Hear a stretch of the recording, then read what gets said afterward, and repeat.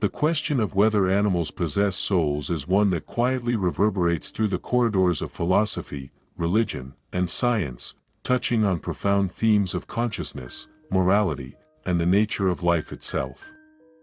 It is a question that forces us to reconsider the boundaries of what it means to be alive, to feel, and to possess an inner essence beyond mere biological function. Across history and culture, the soul has often been seen as the defining element of humanity, the spark of divinity, or the seat of consciousness and identity. Yet, when the gaze turns to animals, creatures that share our world, exhibit emotions, suffer and thrive, the line becomes blurred and the debate gains complexity.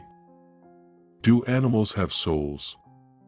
Or is the soul an exclusively human attribute, a divine gift or a metaphysical anomaly tethered to human reason and morality?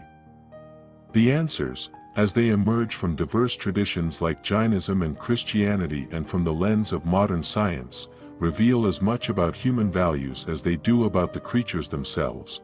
In Jainism, one of the oldest spiritual traditions of India, the question is answered affirmatively but in a way that defies simplistic categorization. Jain philosophy posits a universe teeming with jiva, living souls, that inhabit not only humans but every form of life, from the tiniest microorganism to the mightiest elephant. Every living being is a soul, eternal and bound by the laws of karma, cycling through countless lives in an unending journey of birth, death, and rebirth. Unlike dualistic frameworks that separate body and soul or elevate human souls above others, Jainism embraces a radical egalitarianism of life. The soul is pure consciousness itself, temporarily obscured by matter and karma. This belief generates a profound ethic of nonviolence, ahimsa, compelling adherence to minimize harm to any living being, whether plant, insect, or animal, recognizing each as a bearer of life's sacred essence. To a Jain, to recognize a soul in an animal is not metaphorical but an ontological truth that demands respect, compassion, and humility. Christianity, by contrast, has historically situated the soul as a defining feature of humanity, fashioned in the image of God, imbued with reason, moral responsibility, and eternal destiny. The classical Christian view is often interpreted to imply a unique human possession of the soul, a spark of divine likeness that separates people from the rest of creation. Animals, while part of God's good creation, are typically viewed as lacking this immortal soul, destined rather for dissolution at death. Yet, this traditional stance is neither monolithic nor unchallenged. The Bible contains numerous passages reflecting God's care and concern for animals, and early church fathers like St. Francis of Assisi celebrated the kinship between humans and animals, famously preaching to birds and creatures. More recently, Christian thinkers and theologians have wrestled with the possibility that animals possess some form of soul or consciousness, given their evident capacity for suffering, love, and relationality. Theological debates have shifted towards recognizing animals as part of the divine economy of salvation and grace, not merely as automatons or property. The notion that animals might participate, in some mysterious way, in God's plan beyond death, though still far from dogmatic acceptance, reflects a growing openness to re-evaluating ancient assumptions. Modern science enters this conversation with empirical rigor and a measure of humility.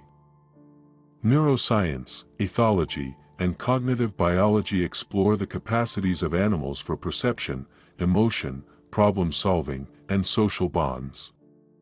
The evidence is increasingly compelling. Many animals exhibit forms of self-awareness, memory, empathy, grief, and even a sense of fairness or morality. Dolphins recognize themselves in mirrors, elephants mourn their dead, corvids plan for the future, dogs respond to human emotions with remarkable sensitivity. These findings challenge the notion that consciousness, and by extension, any soul-like quality, is unique to humans. Yet, science stops short of defining or measuring the soul, a concept not readily accessible by scientific instruments. Instead, it highlights a spectrum of consciousness and complexity in the animal kingdom, suggesting that what was once thought a human monopoly on mind and spirit is in fact a gradation, a continuum. The question, then, becomes not only whether animals have souls but what we mean by soul in the first place. Is it a metaphysical entity, immortal and divine? Is it consciousness, self-awareness, or the capacity for subjective experience? Or is it a symbol of the sacredness and dignity inherent in all life?